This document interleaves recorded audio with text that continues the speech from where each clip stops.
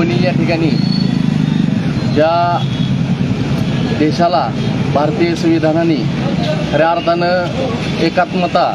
आणि या देशाच्या विकासासाठी देशासाठी खऱ्या अर्थानं महामानव डॉक्टर बाबासाहेब आंबेडकरांनी या देशाला जी राज्यघटना दिली आणि खऱ्या अर्थानं आज आपण जर पाहत असाल तर जगामध्ये जर कुठली लोकशाही खंबीरपणानं आणि खऱ्या अर्थाने एखाद्या देशामध्ये नागरिकांना नागरिकत्व व त्यांचं स्वातंत्र्य जपण्याचं काम जर खऱ्या अर्थाने जगात कुठली लोकशाही करत असेल तर ती भारतीय राज्यघटना आहे बांधवांनो. आणि आज खऱ्या अर्थानं आपला देश ह्या जगामध्ये ही संविधान आणि ह्या संविधानाच्या जगामध्ये ज्यावेळेस नाव होत आहे अशाच वेळेस काही या ठिकाणचे